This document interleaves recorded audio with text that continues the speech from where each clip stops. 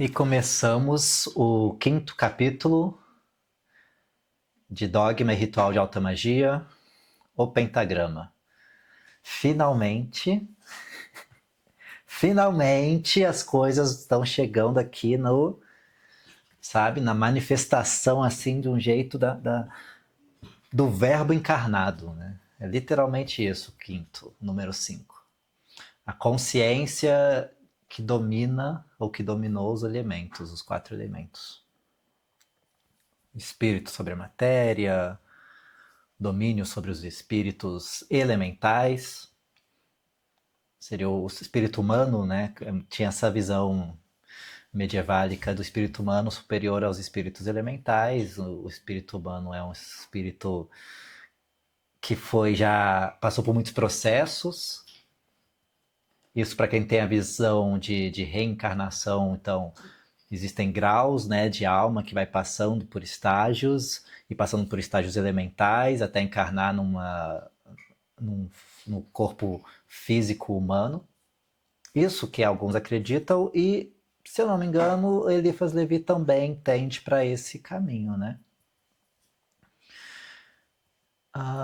Logo no início do capítulo tem a famosa imagem do tetragramaton, a imagem criada, inventada nessa configuração, foi inventada aqui, né, por Eliphas Levi e é apresentada pela primeira vez neste capítulo. Se você olha atentamente o símbolo do tetragramaton, você vai ver então que está presente os números na parte superior, tetra, TE, vai ter 1, 2 e tra, 1, 2, 3, somando tudo 5. Em cada cantinho tem um elemento do naipe. Sim, ele gostava muito de travar a língua. Coisa da época, né? Ele nem chegou ainda no abracadabra, né? Que vai vir logo. Se a gente olha bem o símbolo aqui, então aqui a gente tem copas do tarô, aqui paus, bastões, espadas e ouros. Os naipes estão presentes. No centro tem o símbolo de Mercúrio, unido com o símbolo de Vênus. Repara aqui o superior Mercúrio e aqui embaixo um Vênus, ó, subindo o círculo com a cruzinha. Signo do Sol, da Lua, você vai ter Marte. Esse aqui, alguém me ajuda, pelo amor de Deus, não sei. Se alguém descobriu o Z, eu não pesquisei. Acho que pode ser uma referência ao azote ou qualquer coisa assim. Aqui seriam os olhos da consciência desperta, que tem o controle, o domínio sobre os 4 Gabi, elementos. esse Z ali eu acho que é Júpiter, na verdade. Suspeito. É boa. Bem capaz. Isso aqui é algo que eu não sei, vou admitir, e está presente o mesmo símbolo dos dois lados. Não descobri o que é exatamente aqui. Aqui no meio também, ele está formando um caduceu, tá? Junto com o símbolo de Mercúrio e Vênus, aqui na base, aqui você vê meio que duas serpentes crescendo aqui, tá vendo? Uma de cada lado. Aqui tem as letras do nome divino, Re, Vav, Re. O Yod não está presente porque esse lado, ele faz aqui um jogo, né, todo de polaridade, tanto em cima e embaixo como esquerda e direita. Então você tem solar, lunar, desse aspecto aqui. Aqui também você vai ter, né, meio que Vênus aqui teria representando uma energia mais feminina, enquanto Mercúrio algo mais para o masculino. Além da dinâmica também dos símbolos dos naipes do baralho, do tarô. Então, como sempre, essa iconografia é riquíssima. Ô, Gabi, você me perdoa, porque me traz. você mostrou copas, ouros. Onde que tá o paus e espada? Ah, tá. Aqui, ó, bastões. É bastante. Aqui tá representado como um cetro, né? Se você vê, ele é um cetro. E aqui, então, aí você vê essa imagem, aquele que você falou que não sabia, mas que tá espelhado. Aqui? Aquela pontinha, a pontinha de cada um, uma pontinha de paus e outra pontinha de espada. Né? Ó. Caraca, isso que é bom estudar em grupo. Rapaz, tá vendo? 2 cabeças ou mais. Pensam muito melhor do que uma. É verdade, olha só. E eu não tinha reparado nisso. Eu fico curioso o que é essa forma que ele põe também na ponta, né? Se é parece uma letra, um G, ou o que seria, não é verdade? Mas não, bom, vamos começar então os trechos, né? Eu separei alguns trechos que eu marquei, que eu acho relevante. Hoje eu tô aqui com o meu filho também. O Dante, você quer aparecer? Olha só. O Chay, vem, Dante. Aqui é o Ernesto ali, Oi, ó. Gabriel, cadê o Dante? O Dante não escuta que ele tá. Aqui, aparece aqui.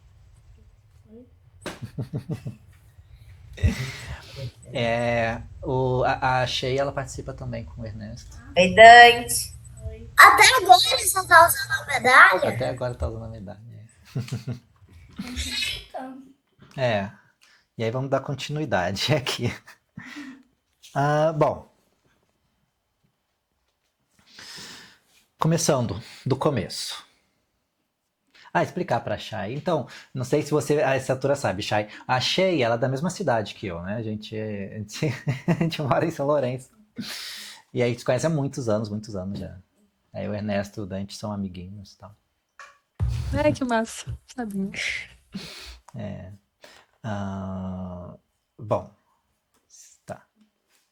Até agora expusemos o dogma mágico no que tem de mais árido e mais abstrato. Então aqui começam os encantamentos. Aqui podemos anunciar os prodígios e revelar as coisas ocultas. Será que finalmente revelará? Vamos ver.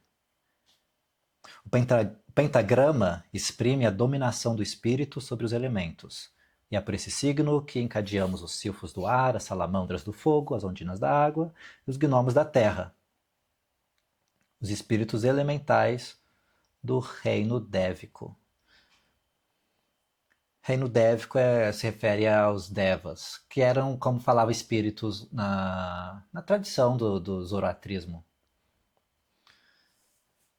Então, armado desse signo, a gente pode ver o infinito através daquela faculdade que é como que o olho da nossa alma. E vós vos fareis servir por legiões de anjos e falanges de demônios. Então, começando dos princípios, ele vai trazer aqui uma série de dogmas, né, de leis. Não há mundo invisível. Há somente vários graus de perfeição nos órgãos.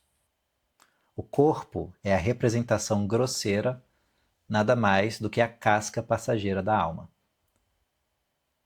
A alma pode perceber por si mesma e sem intermédio dos órgãos corporais, por meio da sua sensibilidade e do seu diáfano, as coisas, quer espirituais, quer corporais, que existem no universo.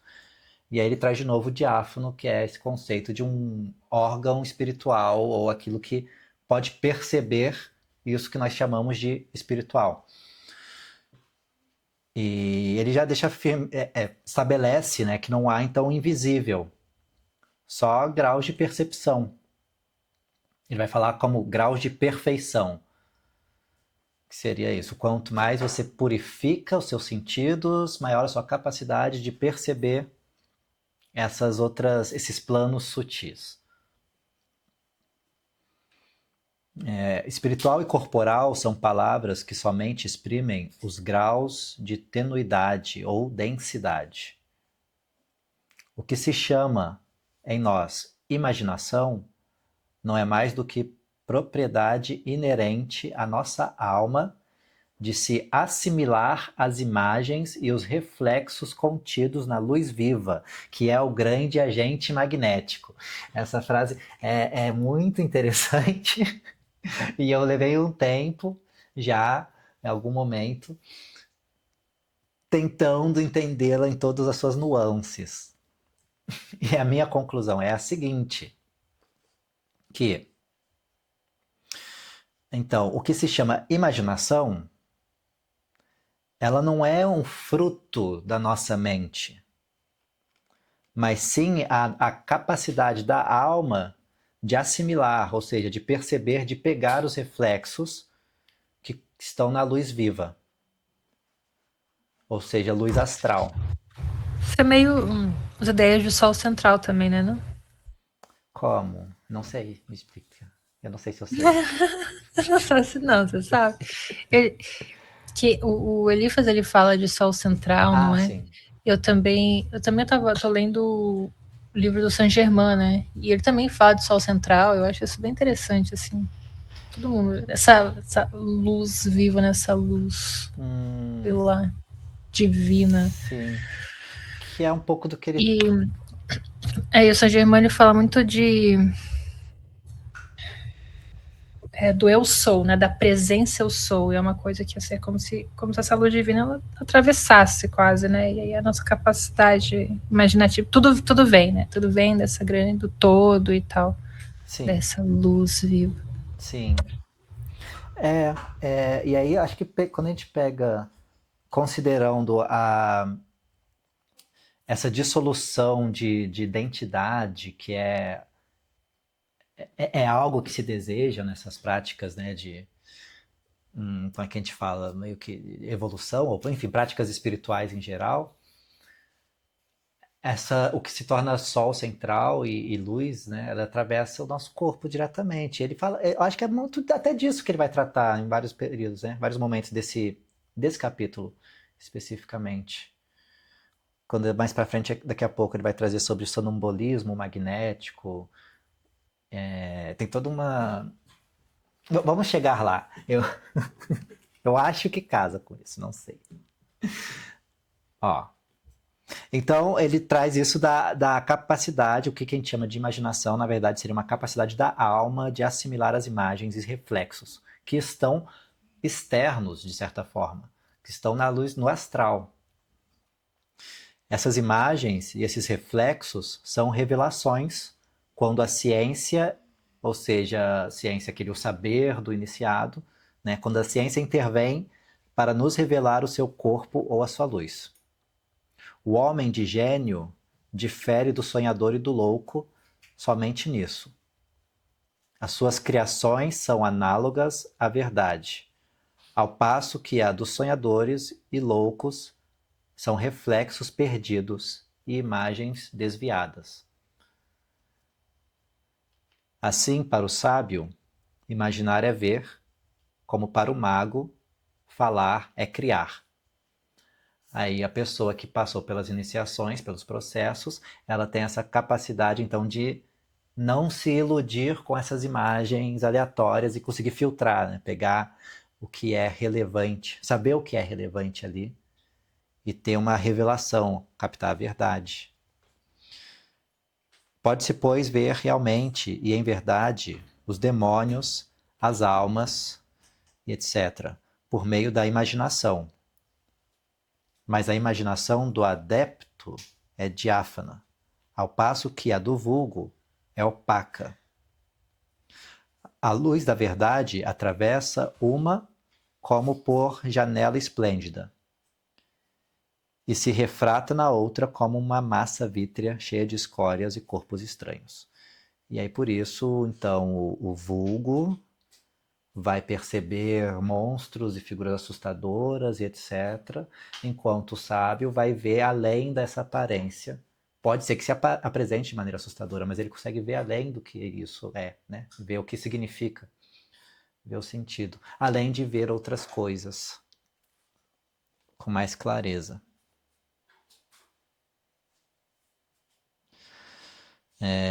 E é isso que contribui, então, para os erros do vulgo e as extravagâncias da loucura.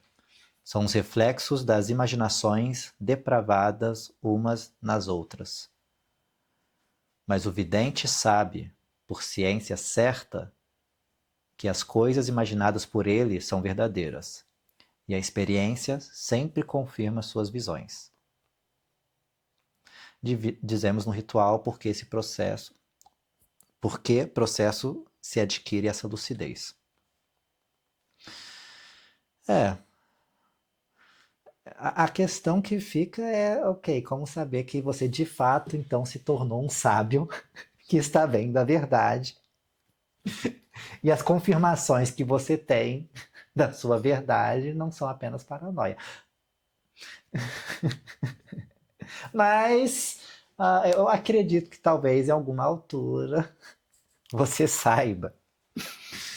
Por isso que ele fala muito da questão de purificações, de celibatos, de processos e processos e processos e estudos, e põe vários recursos para deixar entruncadas informações, pelo menos pelo conceito e pelo método do Levi, que é um herdeiro de grimórios medievais, né? Era uma coisa justamente dessa, de só quem tem muita lucidez ou muito saber, muito estudo, seria capaz de pegar mesmo uma verdade ali desses processos ritualísticos, místicos e mágicos, e não vai se iludir com o que eles aparentam ser de primeira. Por isso que muito Grimório medieval tem muito papo esquisito, sabe? De rituais super esquisitos, de coisas super elaboradas e praticamente impossíveis. Muitas vezes é mais simbólico do que literal o que está sendo dito ali. Muitas vezes. Às vezes é literal também. Né? Aqui é por meio dessa luz que os visionários estáticos se põem em comunicação com todos os mundos. Seriam os médiums, né? O que ele chamou de visionários estáticos. Pessoas tendo visão em êxtase. Como isso acontecia tão frequentemente a Emanuel Swedenborg, que era um cara que teve visões, revelações celestiais, tanto como outras meio confusas. Ele meio que criou uma espécie de grupo, quase seita, com as revelações dele, mas que não dura por tanto tempo, assim. Ou dura. É que ele é alguém que ele acha que era legal, mas ele pegou uma implicância, o Levi. Então acho que é um cara, acho que de 1700 e pouco, dois séculos antes do Levi.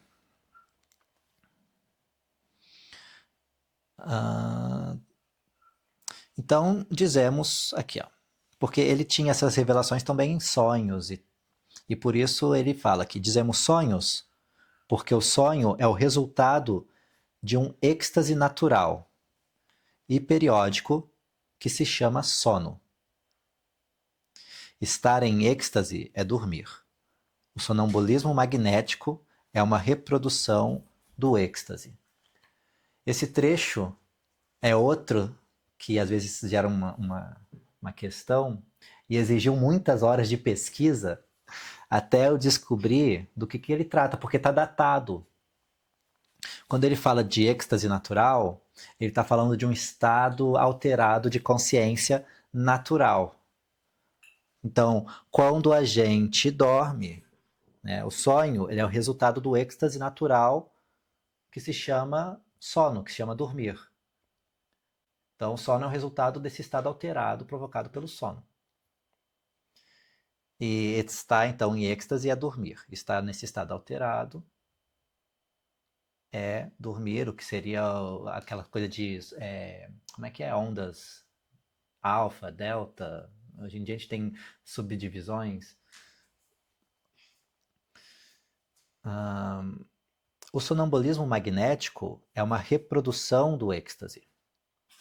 Então, o sonambulismo magnético aqui é uma referência a uma parada que estava bem na moda na época dele, no século, todo esse século antecedente a ele, que era como é que chamava? É o magnetismo do mesmerismo. É o mesmerismo, que era o cara lá de Mesmer que desenvolve essa técnica, baseada em muitas outras técnicas, de uma espécie de hipnose que provocava um transe em quem ele estava consultando, usando isso para trazer curas emocionais, às vezes curas físicas ou psicológicas. e deixava então a pessoa nesse estado de hipnose. Então esse sonambulismo magnético é o que a gente chama de hipnose hoje em dia, que não tinha o termo na época, né? Se ele fosse escrito recentemente, seria isso. E essa hipnose, então, é uma reprodução do estado de sono. Os erros do sonambulismo são ocasionados pelos reflexos do diáfano das pessoas acordadas, e principalmente do magnetizador, ou seja, o magnetizador, aquele que é o hipnotizador, certo? E os erros que podem acontecer nessa hipnose é uma influência de todo mundo que estava vendo, porque às vezes, esse processo de hipnose que a galera do mesmerismo fazia era em público. Então ele fazia uma demonstração pública, até para se divulgar, o que levava a resultados variáveis. Tem até um coach recente, né, que ele faz mesmerismo. Não lembro, não sei o que, Signore, não lembro o nome dele. Quando aparecer, é um cara que está fazendo mesmerismo, literalmente. Ele faz isso, aquela coisa de pôr a mão na pessoa e conduzir ela numa intenção, falando umas palavras sem sentido, vamos pôr assim, ou misteriosas, impondo a mão, jogando energia embaixo, em cima, etc. Esse é o processo, né, do mesmerismo, ou do magnetismo. Esse coach mesmo, ele utiliza o termo magnetismo. E teve uma época que o magnetismo ou o mesmerismo ele era usado mesmo em tratamentos, até que foi pesquisado, obviamente, por médicos, né, e cientistas mais sérios e, óbvio, refutaram, falaram que é um placebo, a pessoa é levada a crenças, etc. Pro Levi, não. Pro Levi é tomado como certo, não tem dúvida do fenômeno. E acho que muita gente que está nesse rolê da magia ou da questão de influência energética ou sugestão ou tudo isso, também vai ter que, em algum grau, acontece, né? Algo acontece em algum nível, mesmo que seja pela sugestão, a pessoa é levada a crer. E muitas vezes tem algum resultado. Pode ser que volte a mazela, mas eu acho que é muito aquilo que. Que tem até lá algum trecho também bíblico que Jesus fala, e a sua fé que te salvou, não fui eu que te curei. Bem isso novamente. Então nunca tem uma cura que não seja possível, a não ser que aquele que está recebendo permita, né, autorize receber. Essa autorização de receber é a crença, né? Acreditar. Então, esse enriquecimento de símbolos, de gesto, de persuasão a partir da fala, a partir de todo um discurso e etc., uma autoridade que se constrói, também é algo que é utilizado, né, pelos terapeutas, pelo magnetizador. E de fato você vê a pessoa, ela entra no estado, entra numa hipnose, entra numa coisa. Então, o sonho é a visão produzida pela refração de um raio de verdade. A ilusão é a alucinação associada por um reflexo. As tentações de São Antão, com seus pesadelos e monstros, representam a confusão dos reflexos com os raios diretos. Enquanto há uma luta, ela é razoável. Quando sucumbe a essa espécie de embriaguez invasora, é louca. São Antão foi um santo medieval que teve visões do inferno e coisas do gênero. E aí Levi explica que ele estava pegando imagens, né, aleatórias, sem muito filtro, da luz astral. Oi. Ô, Gabriel, na tradução da Madre está Santo Antônio. Que tipo, pô, Santo Antônio, aquele que a gente vira Eu no não sei, copo. será que é esse? Eu acho que pesquisando Vou São pesquisar. Antão, na época eu pesquisei São Antão, e aí eu encontrei direto a informação, acho que na Wikipédia mesmo. Santo Antônio pode ser difícil de achar, não sei, não sei se é o mesmo, né? Pois é. Vale dar a pesquisada, talvez. Mas. Então, distinguir o raio direto e separar do reflexo. Tal é a obra do iniciado. Porque ele fala, então, tem uma informação mais, vamos pôr, pura, o raio direto, e esse raio direto ele fica passando por reflexos, por refrações, que são as milhões de outras informações contidas no astral. Então polui, por isso que o sonho é repleto de diversas visões diferentes, de coisas às vezes sem sentido, às vezes com muito sentido, às vezes tem significado, às vezes pode ser que não. E seria isso. Então o também iniciado passaria, portanto, a ter sonhos cada vez mais significativos, né, com mensagens mais verdadeiras. Agora, digamos alto que esta obra sempre foi realizada por alguns homens de elite no mundo, que a revelação por intuição é, assim, permanente. Revelação por intuição seria a gnose, né? E que não há barreira intransitável que separe as almas, porque na natureza não há nem interrupções repentinas, nem muralhas abruptas que possam separar os espíritos. Logo, então, ele está falando, não há separação de fato. Tudo é transição e matizes. E se supusermos a perfectibilidade, se não infinita, ao menos indefinida, das faculdades humanas, veremos que todo homem pode chegar a tudo ver, e por conseguinte, a tudo saber, a menos num círculo que pode alargar indefinidamente. Ser, então, um saber que é um círculo que pode alargar indefinidamente, não sei se casa, talvez se case, ou a questão do iniciado e tal, com essa coisa de ser o sol central também. Além do sol central ser o que gera o astral. Porque, em algum sentido, se não há separação, né, ele fala então que nesse campo do astral, das almas, não tem realmente barreira, tem o que a gente hoje vai chamar de vibração, de níveis de vibração, que aqui ele vai chamar transição e matizes. Matizes são o quê, né? Graus de diferente coloração. E o que é coloração que vai mudando, senão uma vibração, né? Que vai oscilando. Então, não há vazio na natureza. Tudo é povoado. Não há morte real na natureza. Tudo está vivo.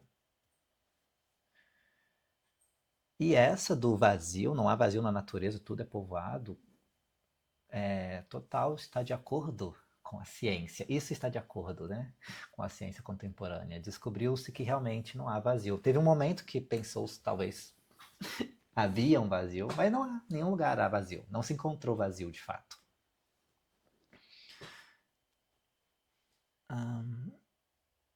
E aí, seguindo outras partes que eu marquei, então, ele vai explicar então como que se opera essa visão, né? Como é que chega a ter. E é o seguinte, todas as formas correspondem a ideias, e não há ideia que não tenha sua forma própria e particular.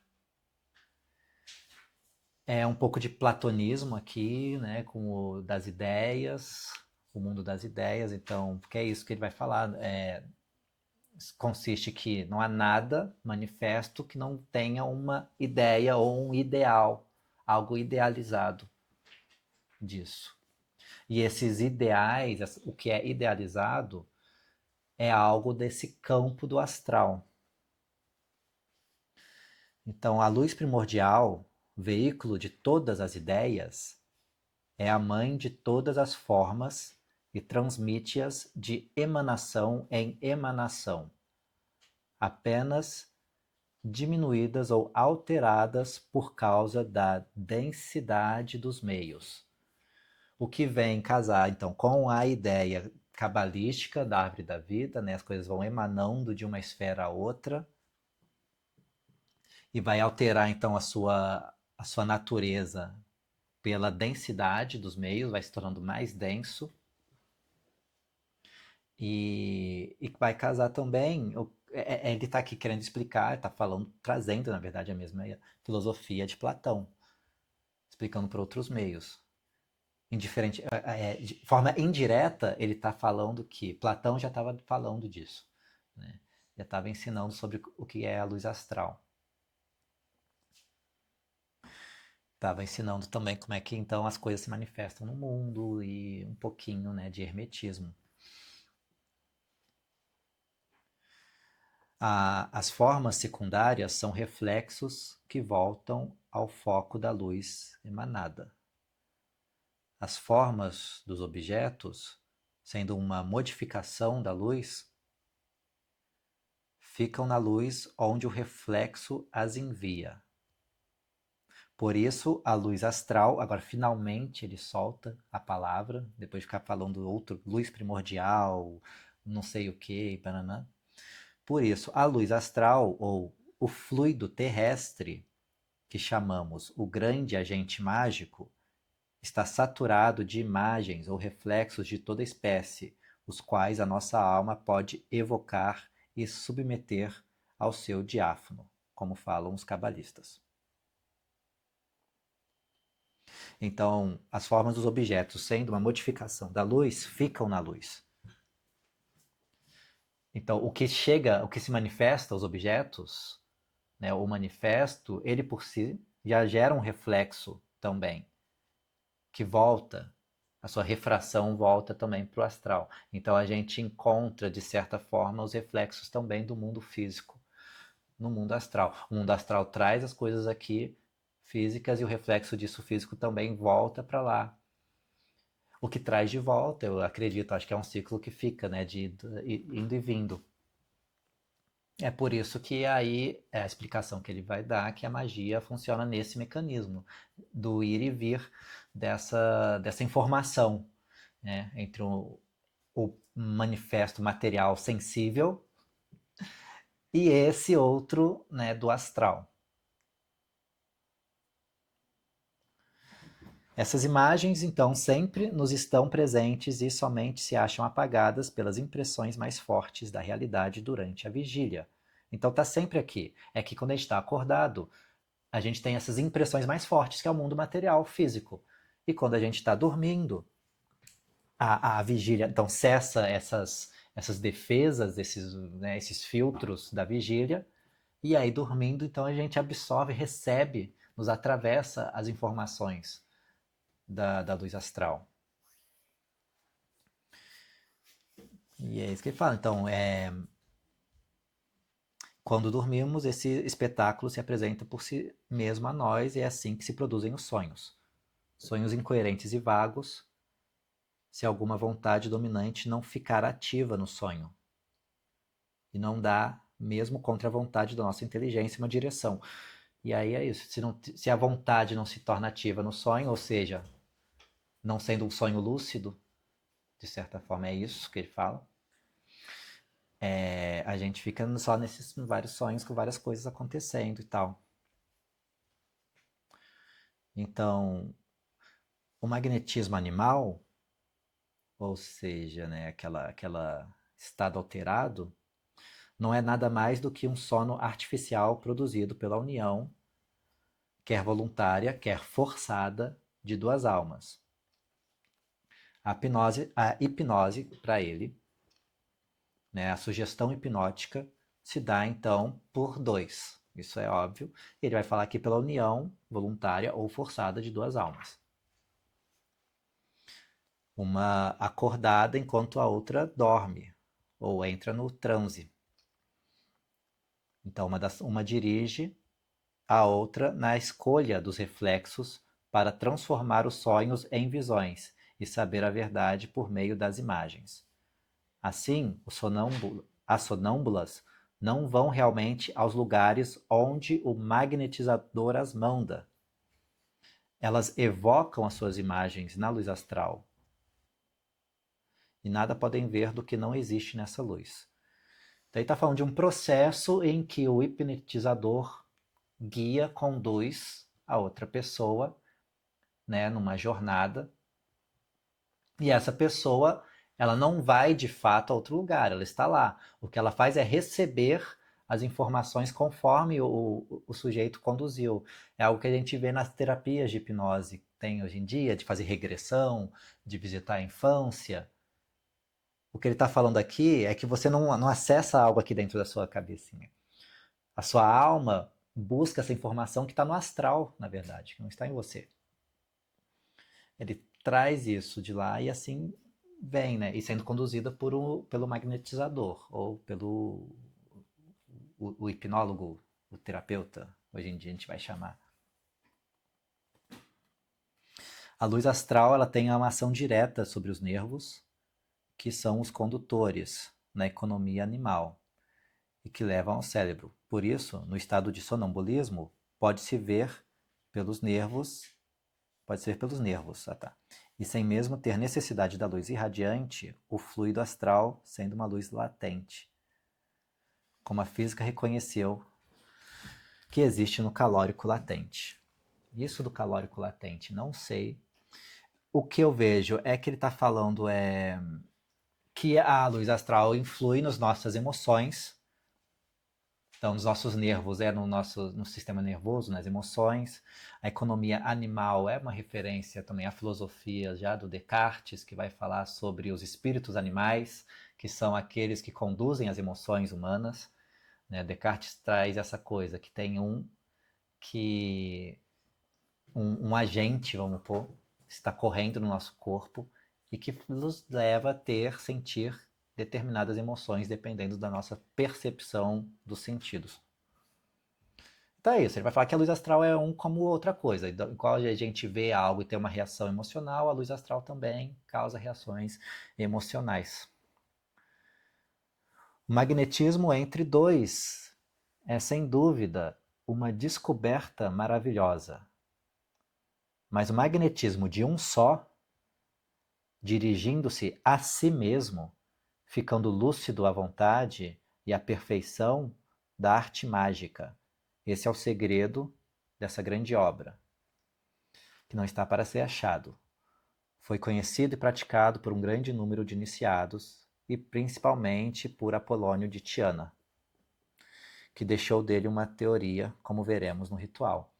Então, a capacidade de entrar em transe, né, de entrar num estado alterado ou elevado por conta própria, é o trabalho do iniciado, do mago. Você tem que se pôr nesse estado por conta, é isso que ele está explicando. Tem esse que é o conduzido por outro, e é isso que é o processo do ritual, é uma série de coisas, de instrumentos, de dramas, no sentido, né, de teatro, para causar impressões fortes nos nossos sentidos, pela evocação, pelas palavras, pelo cheiro do incenso, pelo líquido que às vezes tomam, um vinho ou uma água, e fala e traz bênção, e tem umas chamas da vela, e tem um sino, e tem milhões, né, vários elementos, põe os signos, pentagrama, veste-se e tal. Então você faz todo um roteiro de uma peça de teatro, praticamente, monta esse lugar. Para montar isso, você já partiu de algum nível de crença de que isso é possível, então você já está se induzindo constantemente nisso. Por isso, esses recursos de proteção, como a adaga, como a varinha e etc., e falar, saber, né, conhecer palavras de proteção e etc., esses são os mecanismos para você se pôr fora do estado alterado quando quiser. E por isso que vai ter técnicas graduais de isso, você não deixar de ter essa percepção sabe, quando eu devo parar, quando eu estou me levando demais pelas ilusões, ou por um estado alterado. Que é aquela coisa, por isso que os magos medievais, eles têm uma coisa tão rígida na evocação de demônios. De círculo de proteção, de triângulo de manifestação. Você está no círculo que vai te proteger, o espírito está no triângulo fora do círculo. Esse triângulo de manifestação ele já tem os nomes divinos de proteção. Tudo isso é para influenciar, né, a sua psique de que você está muito seguro e tem total controle desse estado alterado. Nada vai sair do controle aqui. E se sair, aí você tem que usar sua espada, você tem que falar sua autoridade, falar quem você é, que não sei o quê. Isso é para também, novamente, né, te pôr num estado de controle. Quando você percebe que o espírito está pensando por você, essa que é a coisa sutil. Ele não aparece assim de uma maneira, pode ser também, mas no geral, a obsessão é sutil, né? É discreta. Surge como um pensamento que não é seu, mas você não percebe que não é seu. Então são esses. Essa que é a coisa de trabalhar com essas entidades, etc. Por isso a questão de ter uns recursos de proteção. Né? E é nisso que hoje em dia, até na magia do caos, eles falam de. Ficou defasado, mas eles sempre falam: não, eu termino o ritual fazendo banimento, que é gargalhar. A história do banimento é para você se alinhar de novo com a sua identidade, com o seu ego convencional aqui de mundo, de convivência. Então a gente faz um primeiro banimento para nos permitir entrar num estado alterado, né, de fenômenos extraordinários podem acontecer, e o banimento seguinte é para fechar essas possibilidades do extraordinário. O banimento que encerra, né, a cerimônia. Tradicionalmente, aí depende da tradição, algumas pessoas vão querer usar o RMP, né, o ritual menor do pentagrama, outros vão falar que não seria o adequado, vai ter outro, enfim. Banimentos tem aos montes. Tem gente que vai falar um Pai Nosso, e acho que pode funcionar muito bem um Pai Nosso, se você acredita no Pai Nosso. Os caóticos fazem a gargalhada, né? Ô, Gabriel, você tem algum favorito? Eu, eu uso RMP. Eu uso RMP. Eu confio e acredito no poder do RMP. É um conjunto, né? É uma cruz cabalística que por si só já seria um banimento interessante. A função, assim, sendo claro, né? A função não é exatamente de um banimento. É um alinhamento. É um afinamento do mago, do iniciado. Então, você faz ele antes do processo. O ideal é que se faça sempre, todo dia, é a recomendação, né? Mas, principalmente, antes de iniciar. Então, quem quer ser muito tradicional, fazer tudo muito direitinho, vai fazer o RMP antes, depois vai fazer o banimento, depois vai fazer o círculo, e aí vai fazer a cerimônia toda, aí vai depois fazer a abertura novamente do círculo, vai fazer outro RMP e vai fazer o outro banimento. Às vezes inverte, às vezes põe o banimento e a abertura do círculo no final. Francamente, vai do gosto, tá? Vai do gosto. O que você sente mais seguro fazendo? É o que você sentir seguro. Eu acho muito legal que no terreiro também rola, se não chamam dessa forma, mas eu vejo muito semelhança. Tem um momento inicial ali, quando você abre, eu abri e fechar a gira, né? Quando você abre a gira, rola meio que um banimento, tá? Tem todo um processo até anterior a isso, e depois que fecha, na hora que vai fechar também. Muito legal ver como é que isso se repete, Sim. assim. Porque vem de uma tradição, né, mais antiga, né? Se a gente for ficar rastreando, a gente vai chegar lá talvez na Suméria. Ritual. É. Rituais. Isso. Dá para se acreditar que em todos os povos, em todos os lugares, de certa forma, foram desenvolvendo algo mais ou menos no mesmo. Mas tradicionalmente, nessa tradição de alta magia, vai falar que veio ou da Suméria. Algumas escolas vão falar isso, começou na Suméria, essas estruturas, né, como a gente conhece. Algo primordial estava ali. Outros vão falar que veio do Egito. A gente encontra os resquícios nos dois. Quem que veio de qual, não sei. Pode ter vindo os dois, terem criado e trocado, né? Tem muita troca disso na época já posterior, na época do O Egito sempre foi o centro de troca. Antes dele, um pouco, a Suméria tinha esse papel dos povos ali do Oriente Próximo. Mas estava rolando também muita coisa lá na Índia. Imagina, estava rolando tudo isso também. Tem cerimônias muito semelhantes de abertura, de fechamento, de banimentos. Todas essas coisas também estão lá. É que a gente tem essa coisa muito eurocêntrica e acaba voltando muito para mais próximo, né? A gente vai se afastando do Oriente, chegando, não, é Suméria, não, é Egito. Ficando pertinho do. Não, é Grécia, às vezes, enfim. Mas você tem muita coisa de litúrgica, ritualística presente nos Vedas, que já vai estar datando uma coisa mais ou menos da mesma época. Não sei se para os crentes do hinduísmo, os Vedas é o mais antigo que existe. Ponto. É o livro mais antigo, é o registro mais antigo e vai ter milhares e milhares de anos. Historicamente não é bem assim, a gente não tem um registro, né? A gente tem que se apegando no material, a gente vai ter, acho que as coisas mais antigas, talvez voltando a uns 1000 anticristo. Não sei se vai muito mais do que isso, dos Vedas, mas tem indícios, né, de ser assim, mais antigo, sim. Eu não lembro exatamente as datas, gente. Ai. É que eu não espero onde é que vai cair o assunto, eu não me preparo. Eu não achei que ia falar dos Vedas agora. Aí não tá tudo salvo na memória. É,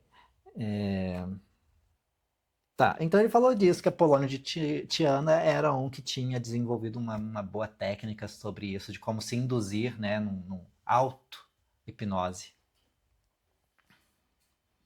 Então, o segredo da lucidez magnética e da direção dos fenômenos, lucidez magnética, né, lucidez durante o transe, e a direção dos fenômenos do magnetismo provém de duas coisas: da harmonia das inteligências e da união perfeita das vontades, numa direção possível e determinada pela ciência. Isso é, para o magnetismo operado entre diversos, o magnetismo solitário. Então, o magnetismo operado entre diversos, um ritual coletivo. Precisa então dessa harmonia das inteligências de todos os envolvidos e da união perfeita dessas vontades todas na direção, uma só direção possível e determinada. No magnetismo, ou seja, no processo solitário, exige preparações de que falamos no nosso primeiro capítulo, quando enumeramos e fizemos ver em toda a sua dificuldade as qualidades exigidas para ser um verdadeiro adepto. Aqueles montes de ameaças, aqueles montes de coisas, de processos, de purificações, de não sei o que, de controlar suas paixões e todas essas coisas. Esclarecemos cada vez mais esse ponto importante e fundamental nos capítulos que vão seguir. Esse império, ou seja, esse domínio da vontade sobre a luz astral, que a alma física dos 4 elementos é figurada em magia pelo pentagrama, cuja figura colocamos no frontispício deste capítulo. Então é isso, o pentagrama simboliza isso, o domínio da vontade na luz astral, que seria representado então pelos 4 elementos. E aí, explicando o que é isso, ele vai falar então que os espíritos, ou seja, essas coisas que povoam a luz astral, elas respondem por sinais e se comunicam por sinais. Por isso que o pentagrama é um sinal que elas vão respeitar. Os símbolos físicos gravados em 2D. Eu sempre eu tenho minhas questões, eu penso muito sobre isso, eu não sei, mas é isso que se tem de certo. Por isso que um pentagrama, um simples pentagrama desenhado, ele já vai ter um poder em si. Porque ele vibra e se comunica com tudo que está ali também no astral. A configuração dele. A perfeição das formas aumenta em razão do desembaraço dos espíritos, e os que não estão presos pelos grilhões da matéria reconhecem a primeira intuição se um signo é a expressão de um poder real ou de uma vontade temerária. Então, mas aí ele falou aqui, além do signo ter sua importância, a vontade de quem está usando esse signo é fundamental. Então, de nada serve o signo por si só. Então, quem serve mesmo é você, é o sujeito, né? O signo, ele vai favorecer, potencializar a direção da sua vontade, provavelmente, etc. Mas tem que haver uma vontade bem direcionada e potente para definir isso.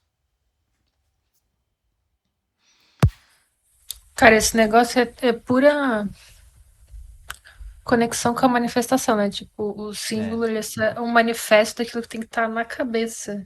Tipo, se liga a manifestação com o interno, né? Isso.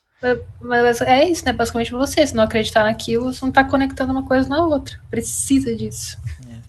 E isso é melhor explicado, essa natureza, essa coisa, indo só pela parte no que tange a magia.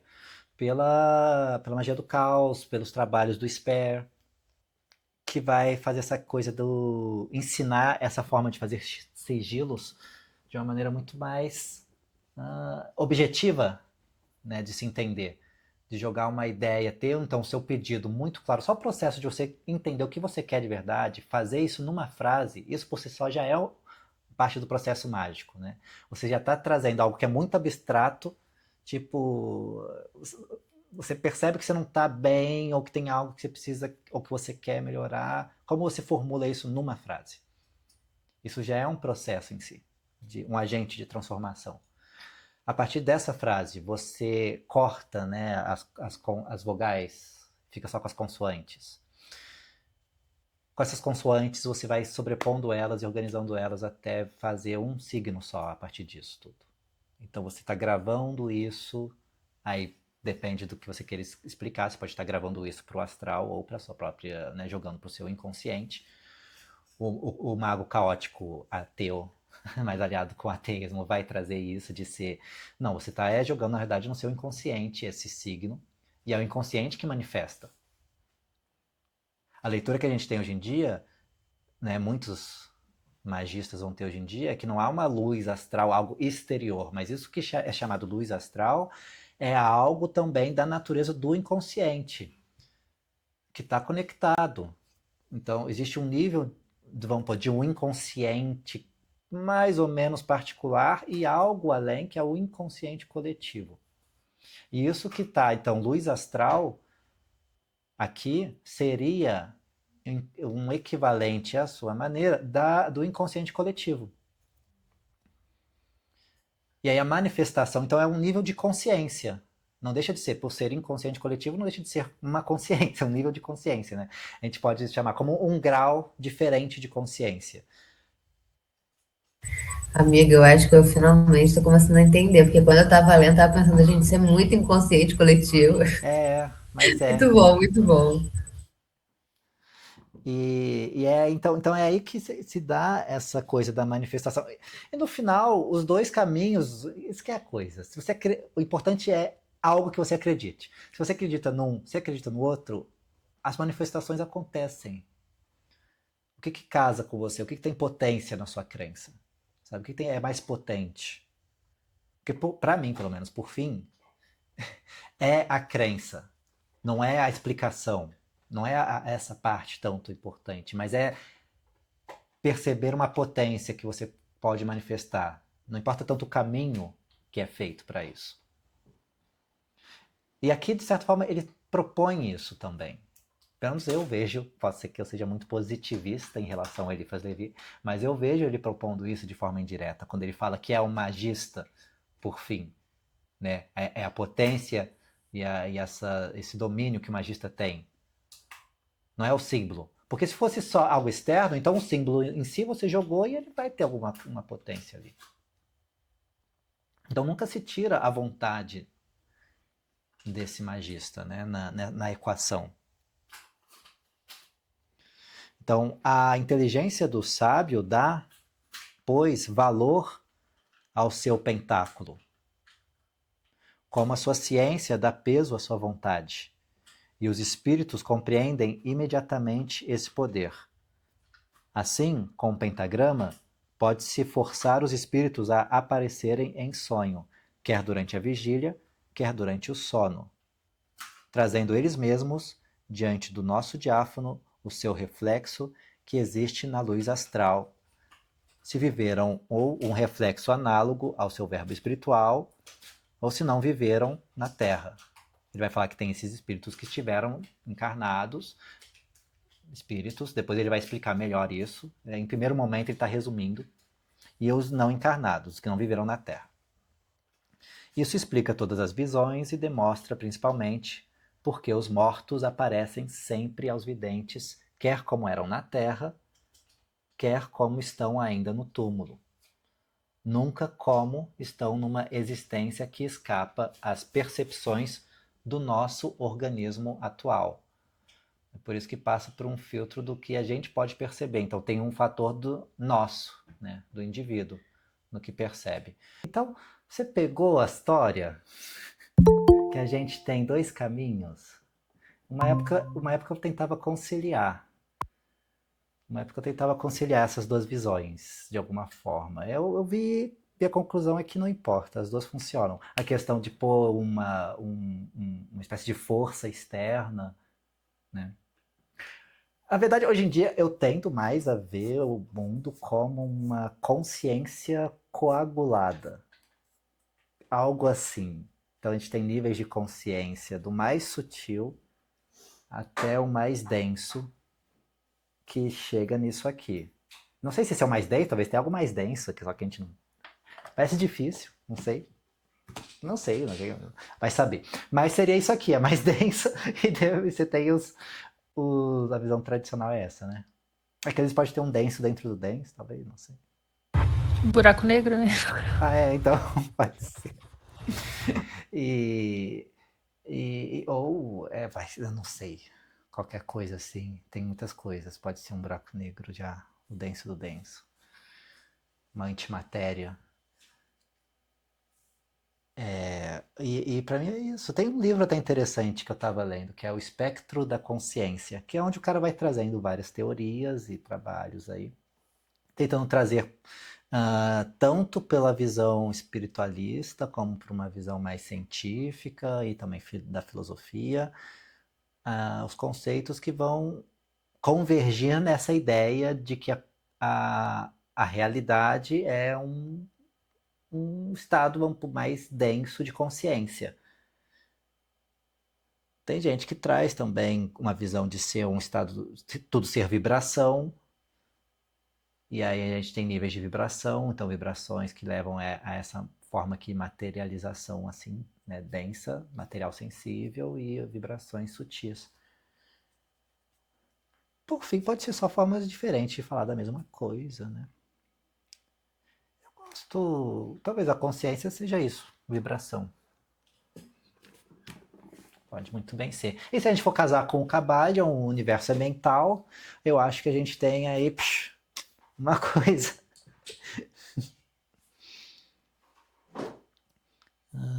Sim. E aí, continuando aqui o capítulo, ele vai falar de como que as mulheres grávidas podem moldar o feto com a sua vontade, pegando isso, porque o feto seria algo que está sendo gerado, né?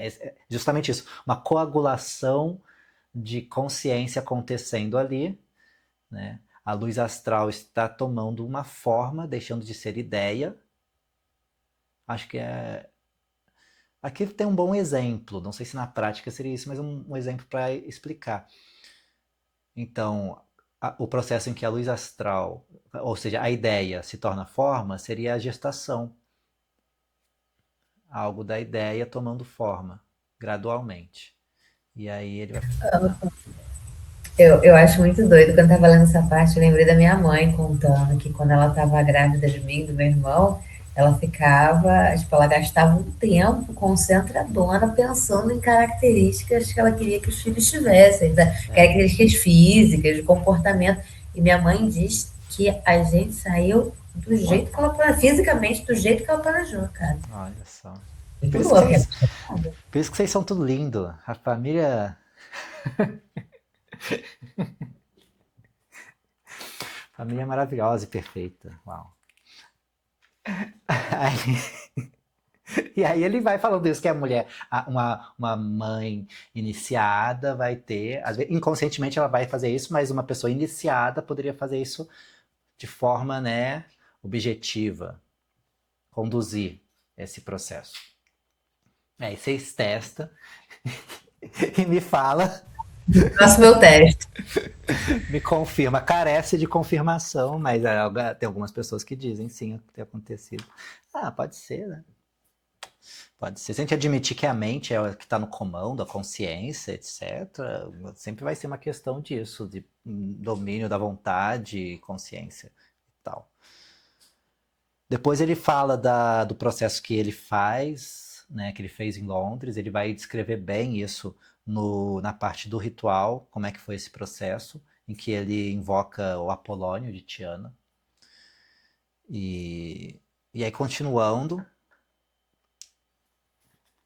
então, indo já para o final do capítulo, ele traz o seguinte, que Paracelso, sendo um inovador da magia, sobrepujou todos os outros iniciados pelos sucessos de realização obtidos somente por ele. Então, tá. Ele foi um cara muito foda, é isso. Afirmar que todas as figuras mágicas e todos os signos cabalísticos dos pentáculos aos quais os espíritos obedecem se reduzem a 2, que são a síntese de todos os outros: o signo do macrocosmo, ou o selo de Salomão, cuja figura já demos e reproduzimos abaixo, e do microcosmo, ainda mais poderoso, ou seja, o pentagrama, do qual dá, na sua filosofia oculta, uma minuciosa descrição. Então ele deu aqui uma dica de leitura, ler Paracelso, que ele vai explicar direitinho sobre o hexagrama e mais ainda sobre o pentagrama. Se perguntarem como... pode falar. Observação, quando a gente estava na última reunião falando sobre aquele rolê dos elementais e tal, tive umas conversas com meu pai, mas meu pai até então, eu acho que ele não lembra de nada ali da Rosa Cruz, falando sobre essa questão de seres humanos que são, na verdade, elementais. Só que aí eu buscando, assim, procurando gente que falava sobre isso, eu vi que o Paracelso falava, não consegui pegar para ver o que é que ele falava, Sim. mas que ele falava, e que o Franz Bardon falava também. Franz Bardon, acho que inclusive tem um livro. Tanto o Paracelso quanto o Franz Bardon, eles têm livros específicos sobre isso. Dos elementais, eles têm... É o tema, né, central, assim, diverso, em quase todos esses tratados. Você pega também esses manuscritos, vários deles, medievais, assim, Chave de Salomão e tal, vai trazer... Acho que varia essa questão de ver como, tipo, de ter elementais encarnados como seres humanos, como em corpos, né, humanos. Isso que dá uma variada, essa leitura, de vez em quando. Mas isso, né, já vi em alguns lugares, é que eu não lembro, infelizmente, as referências da onde. E geralmente eu vi também em discussões de internet, e essa época que eu era muito ativo nesses lugares, a gente tinha várias trocas. Tem alguns textos, se jogar no Morte Súbita, encontra. Eu tenho que lembrar dos compromissos que eu assumo nessas chamadas, de trazer, tem tanta coisa que eu não vou trazer do grupo. Vamos ver se dessa vez eu encontro. Então, se perguntarem como um signo pode ter tanto poder sobre os espíritos elementais, perguntaremos por nossa vez: por que o mundo cristão se prosternou diante do sinal da cruz? O sinal por si mesmo nada é, e só tem força pelo dogma de que é resumo e verbo. Ora, um signo que resume, exprimindo-as todas as forças ocultas da natureza, um signo que sempre manifestou aos espíritos elementares e outros um poder superior à sua natureza, naturalmente os enche de respeito e temor, e os força a obedecer. Pelo império da ciência e da vontade, sobre a ignorância e a fraqueza. É também pelo pentagrama que se medem as proporções exatas. Então peraí, que ele vai para outro lugar. Ó, o que eu vejo nesse parágrafo é ele falar as duas coisas ao mesmo tempo. Ele mesmo joga os dois conceitos ao mesmo tempo. Um de que tem, então, uma carga simbólica no símbolo, uma carga de vários elementos, ele está ali resumindo muitos conceitos e por isso ele se torna poderoso. E por isso os espíritos elementários reconhecem o poder superior, etc. Mas aí no final ele vai falar, né? Os enche de respeito e temor e os força a obedecer pelo império da ciência e da vontade, sobre ignorância e fraqueza. Então ele está jogando também aqui o quê? Um iniciado com a vontade forte, firme, né, que passa pelos processos de se conhecer, ele tem domínio sobre a ignorância, sobre a própria ignorância e as fraquezas. Então já induz também a entender os elementais um aspecto de características do ser mesmo, de si mesmo. De entender o que cada elemental diz a respeito da sua constituição como ser humano, né? Da sua natureza. Então, simbolicamente, domínio sobre elementais é um domínio, né, um conhecer a si mesmo, ter conhecimento das suas pulsões, dos seus gatilhos, mecanismos, reações, ações. E é também pelo pentagrama que se medem as proporções exatas do grande e único atanor necessário à confecção da pedra filosofal e à realização da grande obra. Então, qual é o grande e único atanor necessário à confecção da pedra filosofal e à realização da grande obra? É o ser humano. Que é que ele não fala dessa maneira, mas é isso que ele está querendo dizer. Então, o pentagrama tem as proporções exatas disso. É por ele que se medem. O cadinho mais perfeito que se possa elaborar, a quintessência, é conforme essa figura e a própria quintessência é figurada pelo signo do pentagrama. Então, o cadinho mais perfeito que se possa elaborar e a quintessência, ele se dá pela figura do pentagrama. Todo o entendimento disso, do entendimento da constituição humana, e todas essas informações mais precisas vão estar lá no trabalho de Paracelso. Hoje em dia a gente tem muitos outros também. Joga no Morte Súbita, pentagrama, você vai achar vários textos excelentes. Resumidos. Inclusive, não sei, pergunta pro chat GPT. Paracelso e pentagrama. Mas pede referências, porque ele erra. Se você pedir referências, ele tende a se esforçar. E aí você consulta as referências, porque é assim que se faz qualquer tipo de pesquisa, né, gente? Mas e aí, o que ficou? A gente percebe que o pentagrama, ele vem então como uma ferramenta, mais uma vez, para conhecer a si mesmo. E aí você tem aquele homem, como é que é?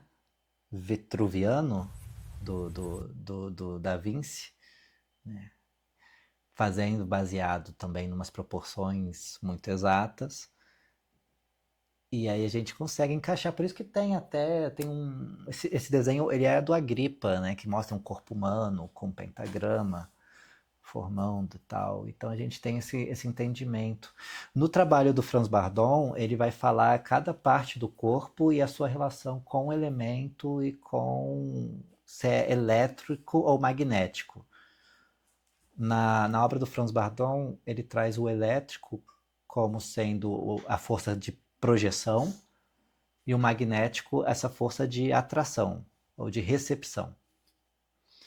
E aí cada parte, então um lado do corpo vai ser de projeção e de recepção, ou elétrico, magnético, e cada órgão e etc. vai ter suas características elementares. E aí você, então, desbloqueia todo um novo negócio sobre isso. Sobre entender os elementos, vendo eles nisso, na sua constituição, né? Do seu ser.